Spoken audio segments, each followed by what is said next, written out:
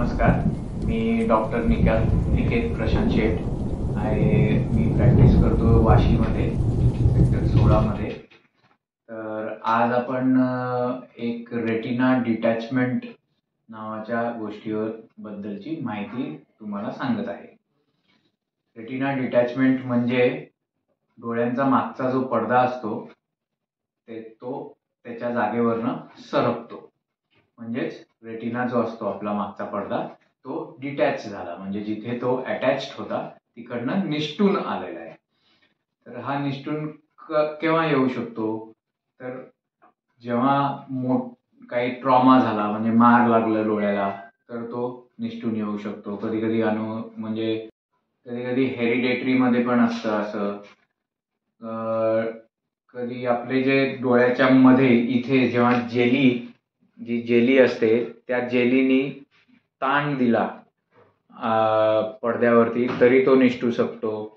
Minus नंबरवाले जे लोक असतात त्यांचा डोळा मुळात लांब असतो, त्याच्यामुळं हा जो पडदा आहे आपला हा ताणलेला असतो. जसं की एखाद्या बेडवरती आपण चादर टाकतो, ती चादर आपण खोचतो एका बाजूला, तसाच हा पडदा इथे खोचलेला आहे असं समजा.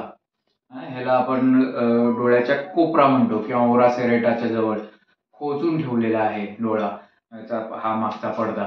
तर ती चादर ज्या बेडवरती आपण टाकले आणि तो बेडच समजा मोठा झाला तर ती चादर ताणली जाते.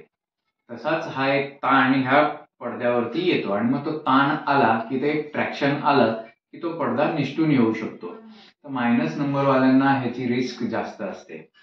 आणि कधी आतमध्ये समजा रक्तस्त्राव झालेला आहे, विट्रसमध्ये आपल्या जेलीमध्ये रक्तस्त्राव झालेला आहे आणि त्याच्यामुळं किंवा वयामानानुसार ताण पडतोय रेटिनावरती आणि तो पुल करतोय रेटिनाला, तेव्हा पण मागचा पडदा निसटू शकतो.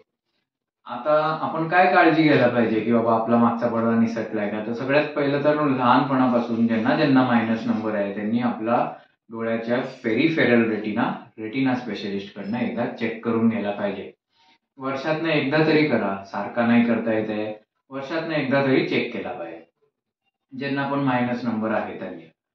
आणि ज्यांना डायबिटीज आहे, ज्यांना बीपीचा आजार आहे, ज्यांना घरात फॅमिली हिस्ट्री आहे रेटिना डिटॅचमेंटची, त्यांनी आपला रेटिना चेक केला पाहिजे. आणि ट्रॉमा वगैरे काय, मारामाऱ्या वगैरे काय लागला डोळ्याला किंवा काय झालंय असं, तर रेटिना चेक आपोआप होतोच डॉक्टरकडे गेल्यावर. आता रेटिना डिटॅच झालेला आहे तर आपल्याला हे जे रेटिनाचं रिअटॅचमेंटची सर्जरी आहे ती काही लोक टाळतात. म्हणजे जर एकदम कोपराच फक्त इन्व्हॉल्व्ह असेल तर नाही, अजून नाही, भीती वाटते काही लोकांना. पण ह्या सर्जरीला जास्त प्रोलॉंग केलं नाही पाहिजे. हे जे ऑपरेशन आहे ते जेवढा कमी रेटिना डिटॅच्ड आहे आणि जेवढ्या लवकर आपण ते ऑपरेशन करू तेवढा जास्त त्याचा फायदा असतो. म्हणजे लवकर ऑपरेशन होतं, शॉर्ट प्रोसिजर नाही, हे लॉंगच आहे पण लवकर होतं ऑपरेशन आणि त्याचे जे रिझल्ट असतात ते बेटर येतात आपल्याला.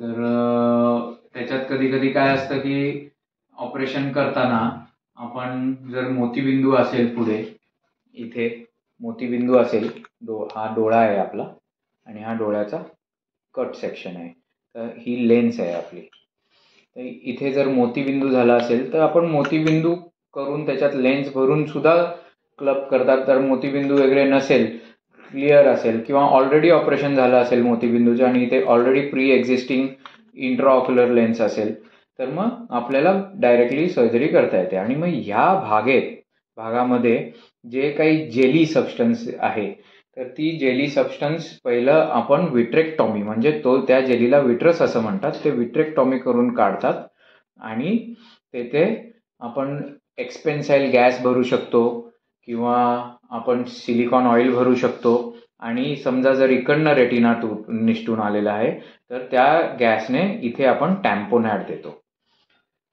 एक रेटी बँड म्हणून पण ऑपरेशन असतं जे पूर्ण डोळ्याला असं, जर पूर्ण रेटिना निघाला असेल तर ते वालं ऑपरेशन पण एक असतं. पण जर ऑइल भरलंय किंवा गॅस भरलाय तर गॅस भरल्यावर मेन पोस्ट ऑपरेटिव्ह केअर खूप इम्पॉर्टंट असते. आपण काही पोझिशन्स देतो पेशंटना, जेणेकरून तो जो गॅसचा जो टॅम्पोनाइड आहे तो बरोबर जिथे रेटिना डिटॅच झालाय त्या एरियामध्ये छान जाऊन बसेल. म्हणून उपडं बसायला वगैरे सांगतात, आपल्या छातीवरती असं होऊन पेशंटला बसायला सांगतात. आणि म्हणजे जिथे जो गॅस आहे तो तिथे त्या रेटिनाला अटॅच करेल. हे एक बेसिक नॉलेज ऑपरेशन बद्दल आणि रेटिना डिटॅचमेंट बद्दल मी सगळ्यांना सांगू इच्छितो. Thank you very much.